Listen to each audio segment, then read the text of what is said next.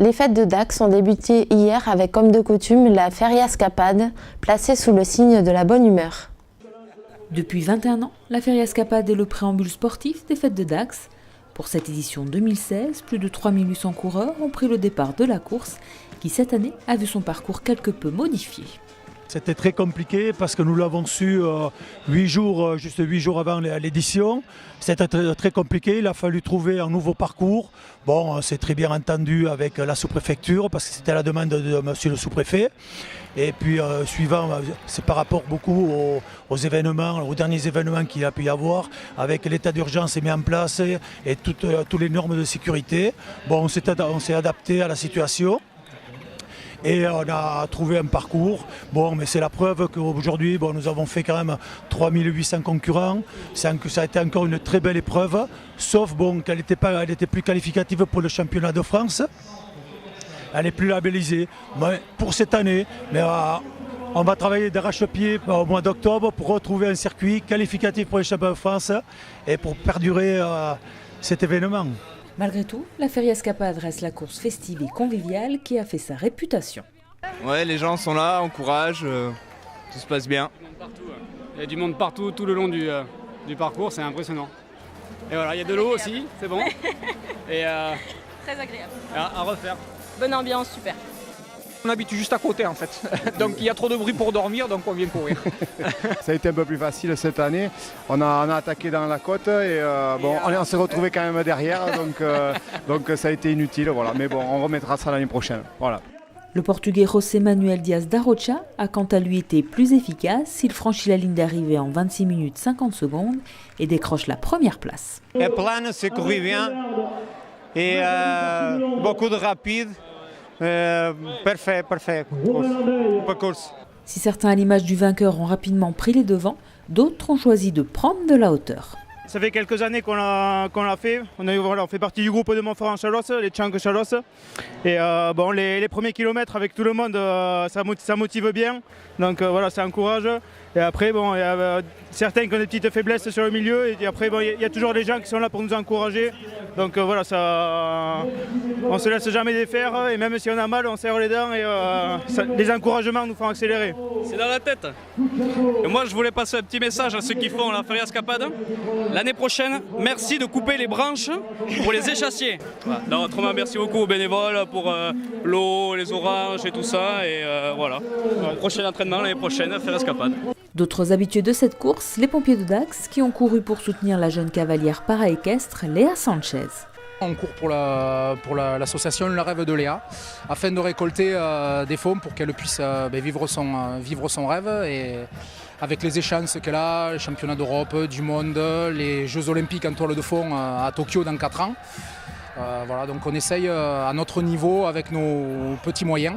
D'ailleurs, on va profiter de votre écran pour, si des gens sont intéressés, de faire un don, parce qu'il faut qu'elle traverse la France, qu'elle va dans l'Europe entière. Et donc voilà, donc elle a besoin de moyens, donc soutenez-la. Pour moi, c'était très, très marrant et c'est toujours un moment où on rigole bien tous ensemble. C'est vraiment un moment de fraternité. Fraternité, convivialité et festivité, des adjectifs qui sied bien à la Feriascapade. Cette première journée est aussi consacrée aux traditions gasconnes et au folklore landais.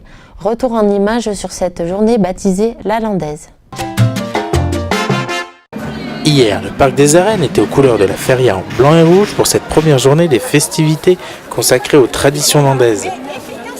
Touristes et locaux ont pu décorer le pin des Feisters qui ensuite a été planté par le comité des fêtes de Rivière Sassé-Gourby. Incontournable pendant les fêtes, les bandas étaient présents pour cette première journée pour mettre les Feisters dans l'ambiance.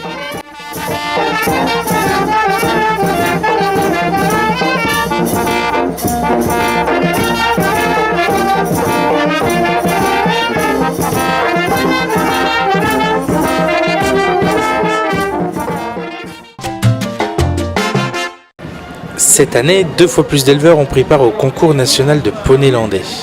11 éleveurs ont présenté 25 bêtes, dont Pichounette, landaise bichonnée par Madame Planté-Guichonnet, qui remporte la première place. Je suis ravie, j'ai un bon petit élevage, j'ai fait de très bons résultats encore cette année. Je suis ravie et je suis fière de mes poneys et de mes grooms qui m'ont aidé aujourd'hui. Tradition oblige, les échassiers étaient présents grâce à la troupe folklorique Louz Gouillatz de la Douve.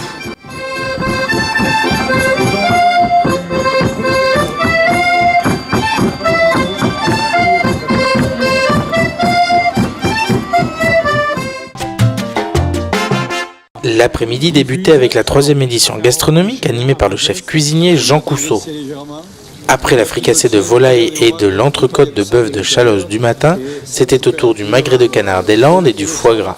Tout ça pour régaler les yeux et les papilles des plus gourmands venus assister à l'atelier. Succulent. C'est très bon.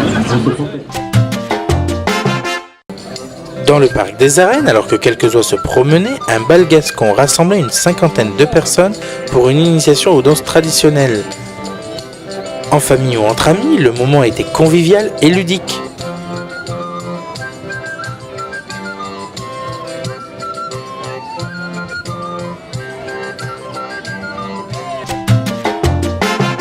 Si tout le monde connaît les danses sur échasse, peu connaissent le gymkhana.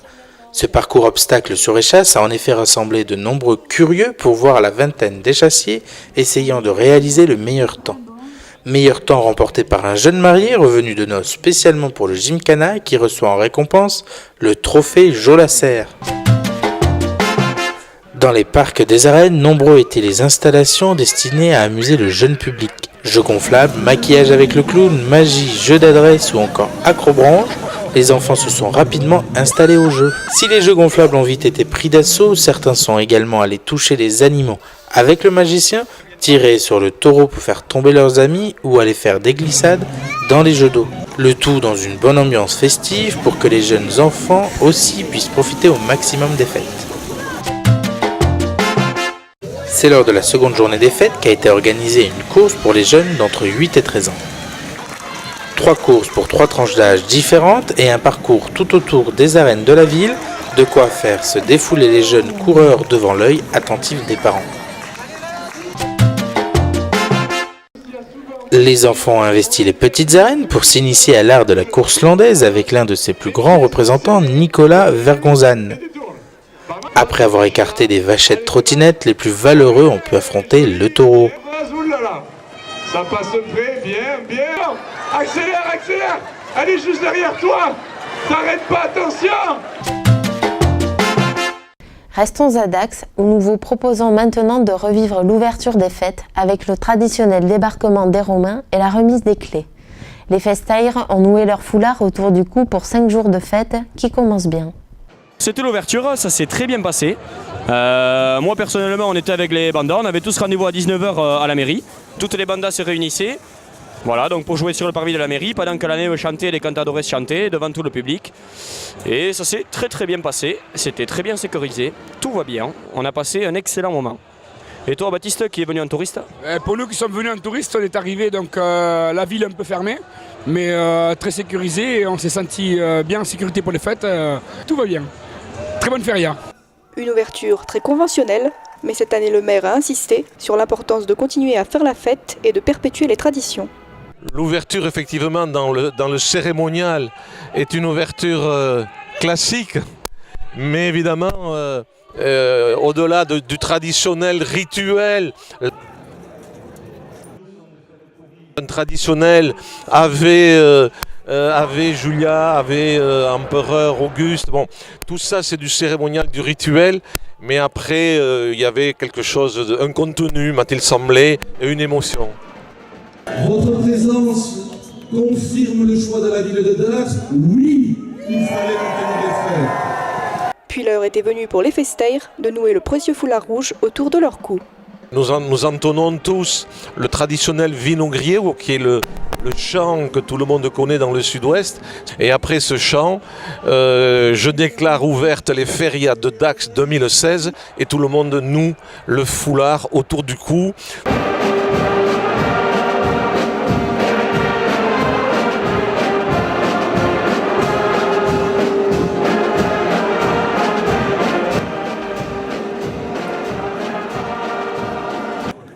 une cérémonie dense, intense, chaleureuse, festive, mais en même temps avec une force dans un message qui a été partagé fortement. Les fêtes de Dax 2016 commencent bien. C'est la première fois que je fais Dax et c'est top, c'est vraiment top. Vraiment une très belle entrée. C'est le top du top, hein, top du top, au top, merci. Ah, ça commence bien déjà, c'est sympa, merci. C'est la troisième fois qu'on vient à Dax, on est des Isérois. Franchement, on fait la bringue. C'est le top.